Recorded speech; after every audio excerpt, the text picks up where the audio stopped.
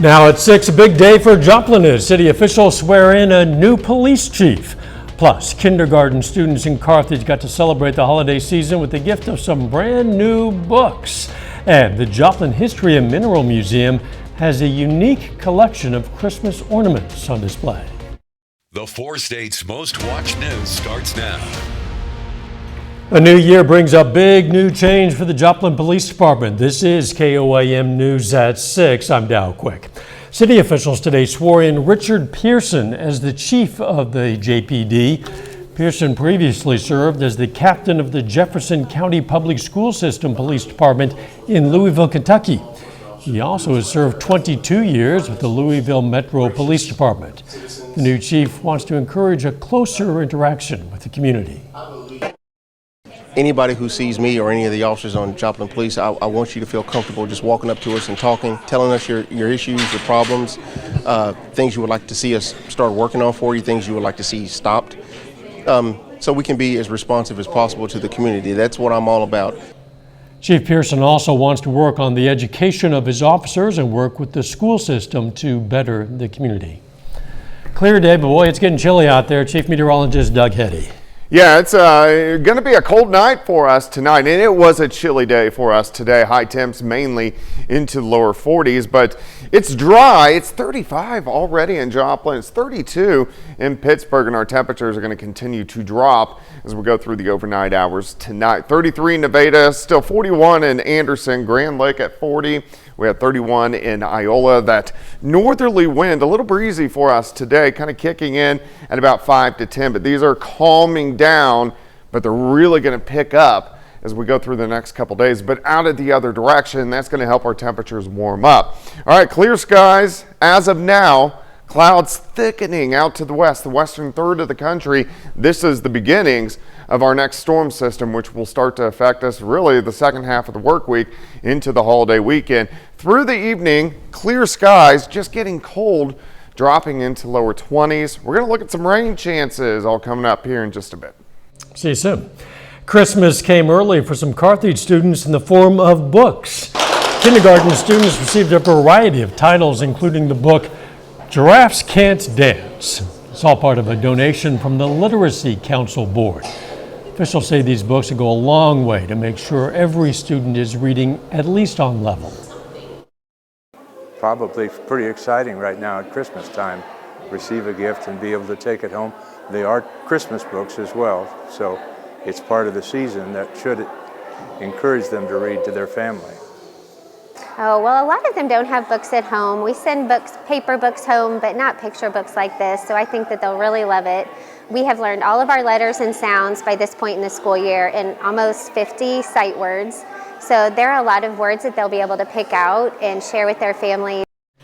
The organizers handed out more than 900 books today. Watered Gardens in Joplin kicked off its annual Christmas market today. Now, during the week leading up to Christmas, they offer toys and games and clothes and stocking stuffers to families who would otherwise struggle to afford them. KOAM's Fernanda Silva has more. Gives people that are, that are a little under, that are people that are struggling, an opportunity to make themselves feel better by giving, which we don't normally get a chance to do that. This is the first time in a while Shannon Jaggers will have the chance to give to her 4, soon to be 5, grandkids. Her feeling is happiness. It makes me feel very good, and they're going to be quite surprised. So you're not only making mine, but they're making theirs too. I'm done. Oh boy. The happy cheers and surprise are thanks to Water Gardens Christmas Market. That parent has selected the gifts for their kids. It's not something where someone else just handed it to them. They get to have an investment in it, ownership of it. It affirms their dignity, and I think it makes Christmas great for those who might otherwise have really had nothing. The available items are donated by the community, but instead of assigning a price, they're giving a timestamp. The amount of time for shoppers to work in Water Gardens workshop and earn the gifts they choose. Scissor, tapes, and wrapping paper are also available for shoppers who want to make sure that their gifts are ready for Christmas Day. And help people wrap if they want stuff wrapped. Sometimes we can send some of that stuff with them because that's expensive too. Volunteers like Becky Marie receive a different kind of gift. In the last 5 years, she's joined by her grandson, Jackson Storm, in the mission of giving back to the community. I really do like helping people, and I'm just blessed to do it.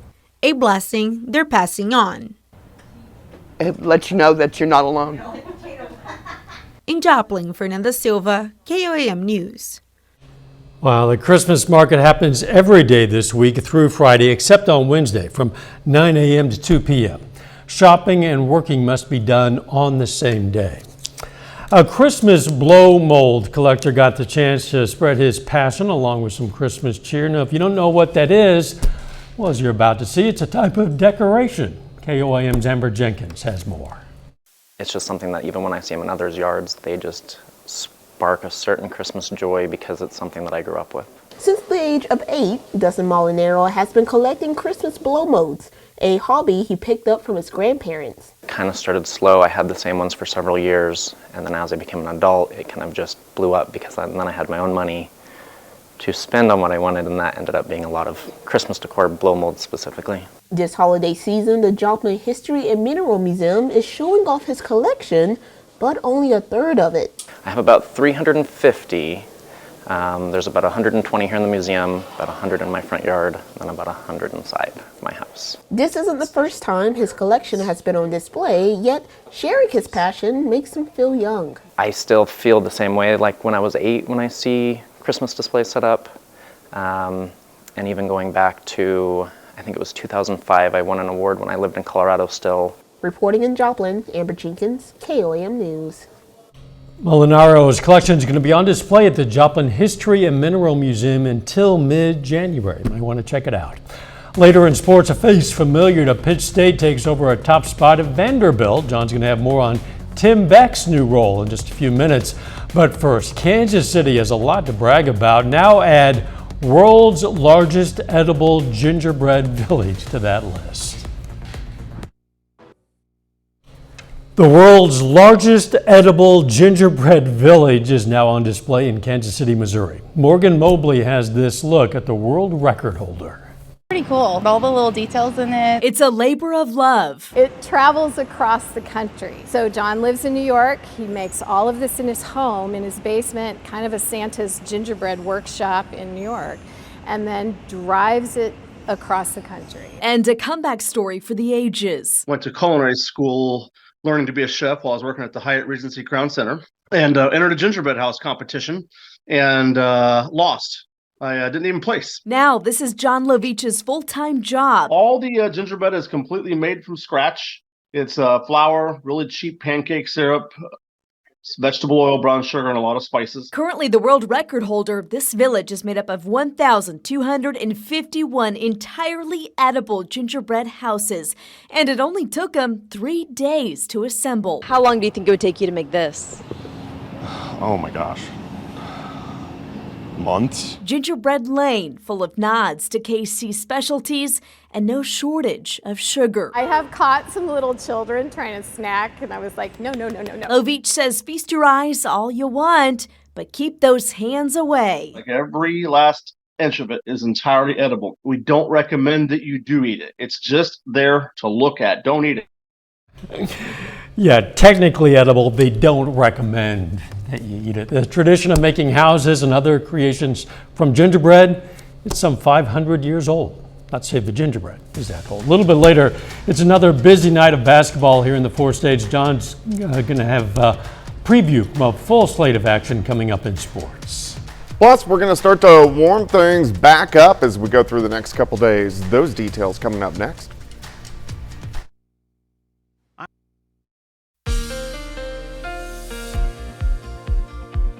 Well, it was chilly for us today, actually below average for this time of the year, as our high temp only up to about 43 during the afternoon hours. Also breezy, so it made it feel a little bit colder than what it actually is, which you can see out there right now. The flag's blowing just a bit. We're looking at our Cornell Arts and Entertainment Complex Tower Cam. This is downtown, Joplin Street looking off toward the north and to the east, and it's going to be cold for us tonight. Look at our temps. 33 in Nevada, Carthage 34, Monette is sitting at 33.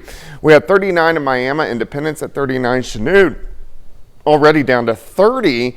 We can go outside, 7th and Rangeline sitting at 35, but westerly winds light at about 5 miles per hour. The winds are going to start to calm down a little bit more as we go through the next several hours, which is good, but they're going to switch around out of the south and really start to pick back up as we go into tomorrow. Look at this, gusts near 30 during the afternoon, pushing 40 once you get into our western counties. Gusts still are going to be up there on Wednesday, winds gusting near 30 miles per hour. So it is going to be windy for the next couple days, not like trash can gone, but definitely knocked over, so you may want to secure that if it's going to be outside on Tuesday or Wednesday. Through the evening, it's just cold. We slide back through the 30s into the 20s, lower 20s later on tonight, but we have clear skies, clouds increasing just to our west.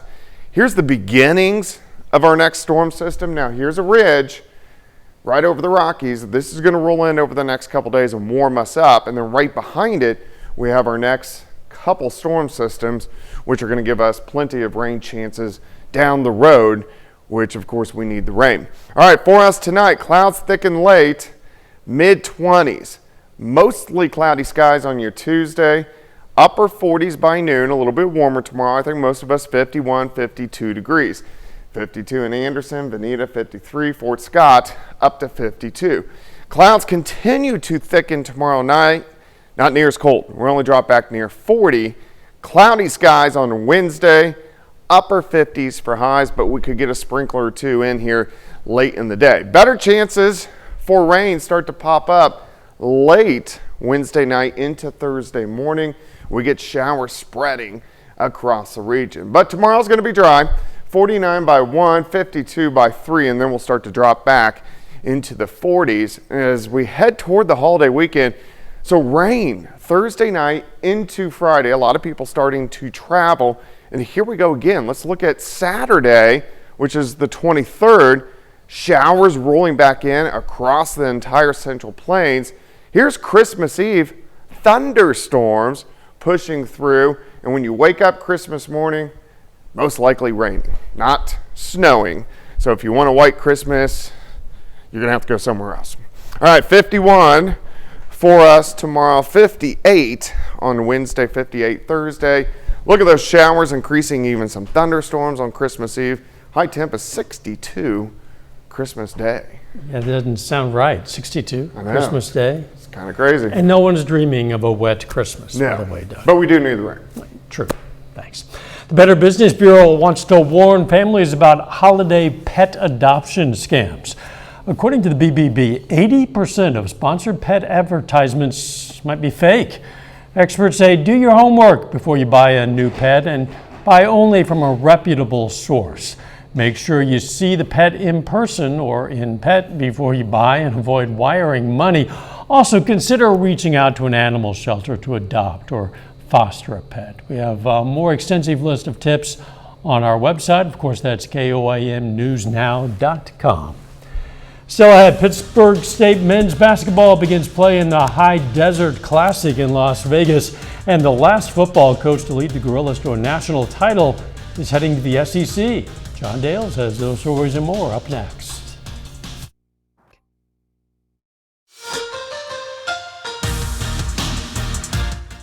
Pitt State men's hoops is in Sin City. The Gorillas, coming off an upset of third-ranked Central Oklahoma, are participating in the High Desert Classic. Now, the first game of that tournament for the Gorillas just wrapped up. They take down Truman State 94-88. Jeremy Shaw leads all scorers in his first game of the year with 29 points. He's one of 5 Gorillas to score double figures. PSU has now won 3 in a row and will play at Henderson State tomorrow at 4 o'clock. Meanwhile, Pitt State women's basketball at halftime in Jefferson City taking on Lincoln. The Gorillas leading by 10. Corinna Gerber leading all scorers. She has 15 first half points, 9 of which have come at the free throw line. Pitt State hoping to improve to 10-1 if it can hold on and get the win. Over to high school basketball, Baxter Springs boys hoops just wrapped up a second place finish in the Welch tournament over the weekend, falling to Fairland in the first place game. Tonight, the Lions on the road back in Kansas, facing CNC rival Girard. Girls game up first. Lady Lions just came off a fourth place finish in that same tournament over in Welch. We'll have highlights from both of these contests this evening. You can catch them on KOAM News at 10. This evening also gives us a cross-state battle between Missouri and Kansas. Webb City girls basketball heading to Pittsburgh. Each of these two have struggled to begin the year. Lady Cardinals are 2-6. Their 2 wins coming over Shiloh Christian and Carl Junction. Pittsburgh, meanwhile, winless, 0-5 to this point in the year. We'll have highlights of this game as well tonight at 10. Over to college football, some coaching news in the SEC with ties back to the 4 states. Tim Beck, who spent 10 years as Pitt State's head football coach and led the Gorillas to the 2011 national title, he's the next offensive coordinator at Vanderbilt. He was the OC and quarterbacks coach at New Mexico State under Jerry Kill for the past 2 seasons. The Aggies just wrapped up a 10-win season, their first since 1960. And to the NFL, the Chiefs announced this afternoon that wide receiver Sky Moore placed on injured reserve. And according to Andy Reid, Moore has swelling in his knee. He only participated in 16 plays against the Patriots this week. This means the second-year wideout out for the rest of the regular season, but could still return in the playoffs. Elsewhere in the NFL, Week 15 concludes this evening with the Seahawks hosting the Eagles. Philly enters the night as a 3.5-point favorite on the road. The defending NFC champions trying to stay atop the conference standing. The Niners right now a half game in front after winning their 6th in a row yesterday. Back to Tim Beck heading to Vanderbilt, a name that a lot of people are familiar with here in the 4 states, and he's got quite the challenge in front of him. Vanderbilt has been down in the cellar of the SEC for a while now. Tim Beck, I know, has a lot of fans still here in the area among the Gorilla faithful, and certainly wish him well. Definitely. We'll be right back. Here's a look at what's coming up on KOAM News at 9 on Fox 14. An event in Joplin is giving foster and adoptive families a chance to do some special Christmas shopping. Plus, protests in Arkansas call for changes to be made to that state's prison system.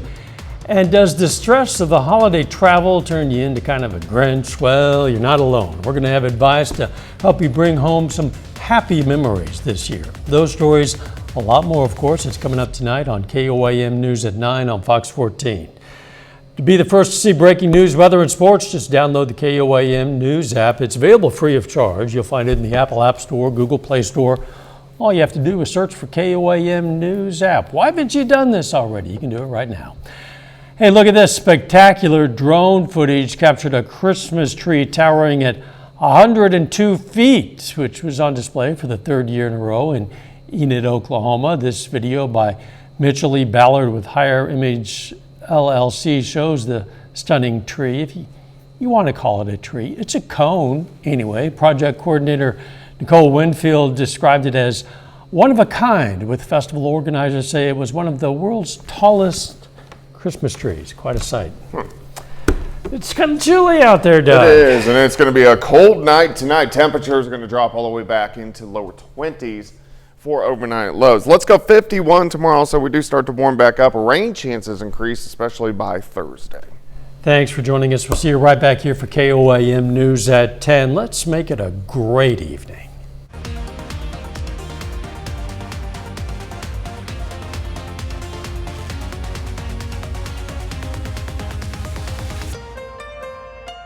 On KOAM News.